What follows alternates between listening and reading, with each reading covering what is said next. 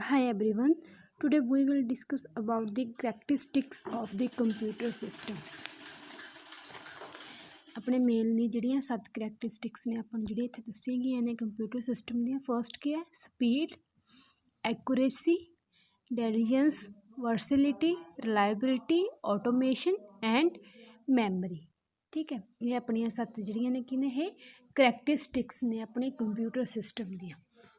First आप discuss करांगे speed बारे। Speed, a computer works with much higher speed and accuracy compare to human while performing mathematical calculations. कहते जो अपना computer जो वर्क करता है जो ये स्पीड जी होंगी है तो एक्यूरेसी जी होंगी है बहुत ज़्यादा हाई होंगी है as compare to human being. ठीक है, जिमें ह्यूमन ला लो कोई मैथेमैटिकल कैलकुलेशनस करता, ठीक है, वो कैलकुलेशन करन ते जी बहुत ज़्यादा उन्होंने टाइम लग जाता, वो स्पीड की होंगी है स्लो होंगी है। जोड़ा पर अपना कंप्यूटर सिस्टम है ये जेकर आप कोई मैथेमैटिकल कैलकुलेशनस करनिया ने तो ईजी भी हो जाती, तो उन्होंने जी स्पीड होंगी है वो हाई होंगी है। ठीक है, तो एक्यूरेसी भी वो हाई होंगी है as compare to human being.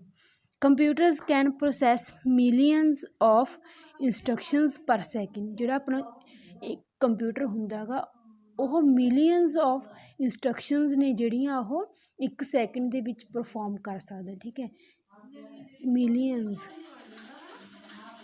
ਠੀਕ ਹੈ ਜੀ, ਇਹਦੀ ਇੰਨੀ ਜ਼ਿਆਦਾ ਸਪੀਡ ਹੁੰਦੀ ਹੈ ਕਿ 1 ਸੈਕਿੰਡ ਦੇ ਵਿੱਚ ਇਹ ਮਿਲੀਅਨਸ ਆਫ ਇੰਸਟਰਕਸ਼ਨ ਨੇ ਜਿਹੜੀਆਂ ਉਹ ਇੱਕੋ ਟਾਈਮ 'ਤੇ ਪ੍ਰੋਸੈਸ ਕਰ ਸਕਦਾ ਗਾ। The time taken by computers for their operation is microsecond and nanosecond. ਜਿਹੜਾ ਮਤਲਬ ਕੰਪਿਊਟਰ ਸਿਸਟਮ ਦੇ ਕੋਈ ਵੀ ਕੈਲਕੂਲੇਸ਼ਨਸ ਨੇ, ਕੋਈ ਵੀ ਅਰਥਮੈਟਿਕ ਲੌਜੀਕਲ ਕੈਲਕੂਲੇਸ਼ਨਸ ਨੇ, ਕੋਈ ਆਪਰੇਸ਼ਨਸ ਪਰਫਾਰਮ ਕਰਨਾ, ਕੋਈ ਪ੍ਰੋਗਰਾਮ ਬਣਾਉਣਾ, ਠੀਕ ਹੈ, ਉਹਦੇ ਲਈ ਬਹੁਤ ਘੱਟ ਟਾਈਮ ਲੱਗਦਾ ਹੈਗਾ। ਠੀਕ ਹੈ, ਉਹ ਟਾਈਮ ਕਿਹੜਾ ਹੁੰਦਾ ਆਪਣਾ ਮਾਈਕਰੋ ਸੈਕਿੰਡ ਜਾਂ ਨੈਨੋ ਸੈਕਿੰਡ। ਠੀਕ ਹੈ, ਬਹੁਤ ਜ਼ਿਆਦਾ ਘੱਟ ਟਾਈਮ ਲੱਗਦਾ ਹੈਗਾ ਉਹਦੀ ਕੈਲਕੂਲੇਸ਼ਨ ਹੋਣ ਦੇ ਵਿੱਚ।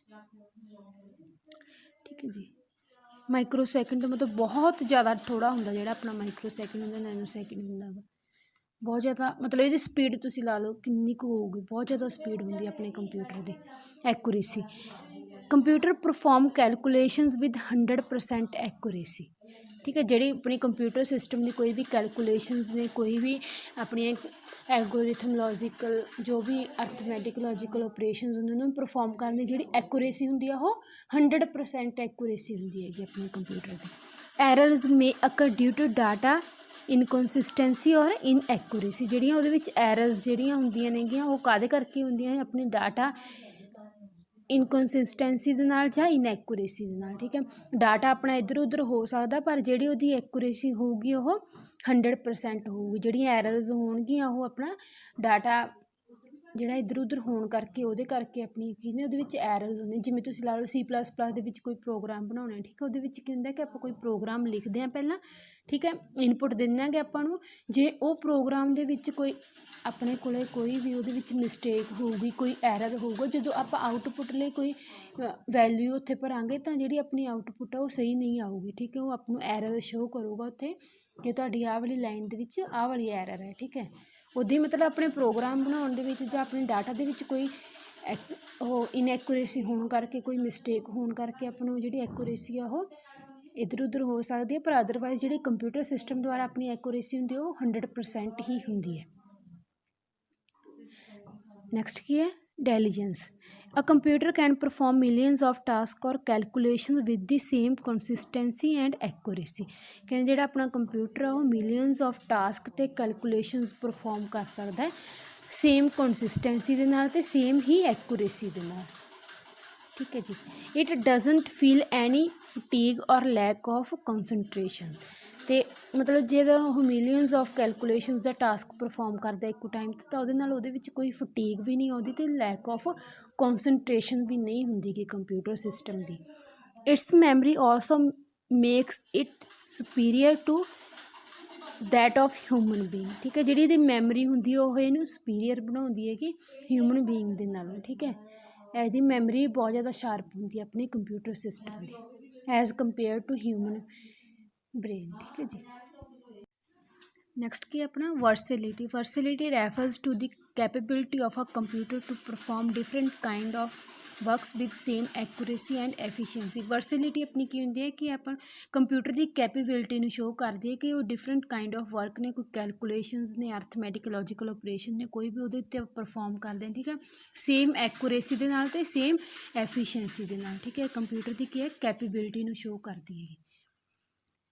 Reliability. A computer is reliable as it gives consistent result for similar set of data। कहने कंप्यूटर है जिहड़ा वो एक रिलायबल की है, ਆਪਾਂ ਨੂੰ ਇਨਪੁਟ ਦਿੰਦਾ ਹੈਗਾ, ਕੋਈ ਵੀ ਆਪਾਂ ਨੂੰ ਆਊਟਪੁੱਟ ਦਿੰਦੇ ਆ, ਉਹਦੀ ਜਿਹੜੀ ਇਨਪੁਟ ਆਊਗੀ ਆਪਣੇ ਕੋਲ ਉਹ ਰਿਲਾਇਬਲ ਆਊਗੀ, ਜਿਹੜੀ ਆਪਣੇ ਲਈ ਵੈਲਿਊਏਬਲ ਹੋਊਗੀ। is that if we give same set of input any number of time we will get the same result। ਠੀਕ ਹੈ, ਜੇ ਆਪਾਂ ਕੋਈ ਵੀ ਉਹਨੂੰ ਇਨਪੁਟ ਦਿੰਦੇ ਆ, ਠੀਕ ਹੈ, ਸੇਮ ਸੈਟ ਆਫ ਇਨਪੁਟ ਦਿੰਦੇ ਹੈਗੇ ਕਿਸੇ ਵੀ ਅਦਰ, ਜਿਵੇਂ ਤੁਸੀਂ ਮਲਟੀਪਲੀਕੇਸ਼ਨ ਦੇ ਲਈ ਕੋਈ ਪ੍ਰੋਗਰਾਮ ਬਣਾਉਣਾ, ਠੀਕ ਹੈ, ਉਦੋਂ ਬਾਅਦ 'ਚ ਉਹਨੂੰ 2 ਨੰਬਰਸ ਦਿੰਦੇ ਹੋ, ਉਦੋਂ ਬਾਅਦ 'ਚ ਤੁਹਾਡੇ ਕੋਲ ਉਹਦੀ ਆਊਟਪੁੱਟ ਆ ਜਾਂਦੀ ਹੈ C++ ਦੇ ਵਿੱਚ ਜਾਂ C ਦੇ ਵਿੱਚ ਕੋਈ ਵੀ ਪ੍ਰੋਗਰਾਮ ਇਨਪੁਟ ਦੇ ਤੌਰ 'ਤੇ ਤੁਸੀਂ ਦੇਵੋਗੇ, ਠੀਕ ਹੈ।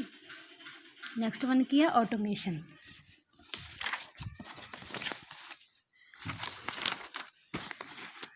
Automation. Computer perform all the task automatically is that it perform task without manual interventions। ठीक है, कि ਜਿਹੜਾ ਆਪਣਾ ਕੰਪਿਊਟਰ ਹੈ ਇਹ ਆਟੋਮੈਟਿਕਲੀ ਵਰਕ ਕਰਦਾ, ਠੀਕ ਹੈ, ਜਿਹੜੇ ਉਹ ਟਾਸਕ ਪਰਫੋਰਮ ਕਰਦਾ ਉਹ ਆਟੋਮੈਟਿਕਲੀ ਹੀ ਹੁੰਦੇ ਨੇ। ਇਹਦੇ ਵਿੱਚ ਜਿਹੜੇ ਵੀ ਟਾਸਕ ਪਰਫੋਰਮ ਕਰਦੇ ਆਪਾਂ ਉਹਦੇ ਵਿੱਚ ਕੋਈ ਵੀ ਮੈਨੂਅਲ ਇੰਟਰਵੈਂਸ਼ਨਸ ਨਹੀਂ ਹੁੰਦੀਆਂ, ਠੀਕ ਹੈ, ਵਿਦਆਊਟ ਹਿਊਮਨ ਬ੍ਰੇਨ यूज़ करे तुसी ਜਿਹੜੀਆਂ ਉਹਦੇ ਵਿੱਚ ਕੋਈ ਵੀ ਟਾਸਕ ਪਰਫੋਰਮ ਕਰਦੇ, ਕੋਈ ਵੀ ਕੈਲਕੂਲੇਸ਼ਨਸ ਕਰਦੇ ਹੋ, ਠੀਕ ਹੈ, ਉਹ ਆਟੋਮੈਟਿਕਲੀ ਹੀ ਹੁੰਦਾ ਆਪਣੇ ਕੰਪਿਊਟਰ ਸਿਸਟਮ ਦੇ ਵਿੱਚ।